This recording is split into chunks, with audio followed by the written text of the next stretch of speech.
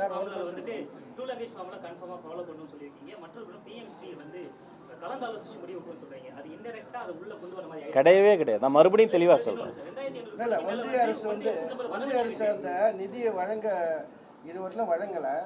அது பிஎம்சி ஸ்கீம்ல வந்து நீங்க அந்த ஒப்பந்தத்தில் கையெழுத்து போட்டாதான் உங்களுக்கு நிதி வழங்கப்படும் ஒரு அழுத்தத்தை கொடுத்துக்கிட்டே வராங்க தொடர்ச்சியா.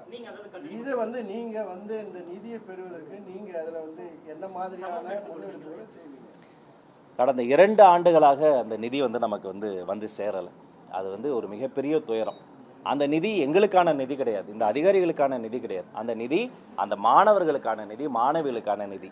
எந்த காரணம் கொண்டும் அதை தடை செய்வது வந்து துயரமானது. அதை ஏற்றுக்கொள்ளவே முடியாது. அதே சமயம் எந்த மறைமுக அழுத்தத்திற்கும் நாங்கள் அடிபணியவர்கள் கிடையாது. நான் ஆரம்பத்தில் சொன்னதைப் போல மண்ணுரிமையும் பெண்ணுரிமையும் தமிழக வெற்றி கழகத்தினுடைய அடிப்படை உரிமையாக இருப்பதைப் போலவே இந்த இருமொழி கொள்கை என்பது எங்களுடைய கட்சியினுடைய பிரகடனப்படுத்தப்பட்ட கொள்கை. அதில் மாற்று கருத்தே கிடையாது. இங்கே மட்டும் கிடையாது, சிங்கப்பூர்லேயே லீ குவான் யூ ஐயாவே அதை தான் பண்ணார். ஒரு ஸ்க்ராட்ச்ல இருந்து ஒரு கண்ட்ரியவே ஃபர்ஸ்ட் நேஷனாக மாற்றினார். அங்கேயே உலகத்தோடு தொடர்பு கொள்ள அவர் இங்கிலீஷை தான் அவர் பயன்படுத்தினார். அவர் அங்கே இருக்கக்கூடிய மற்ற லாங்குவேஜஸையோ சைனீஸையோ மேண்ட்ரினோ உலகத்தோடு தொடர்பு கொள்ள பயன்படுத்தலாம். அப்போ இங்கிலீஷ் என்பது போதுமானதாக இருக்கிறது. அப்போ எந்த மறைமுக அழுத்தத்திற்கும் நாம் அடிப்படையாது. நீங்கள் எடுத்த கொள்கையில் சமரசமின்றி கொள்கை சமரசம் என்ற பேச்சுக்கே இங்கே இடமில்லை.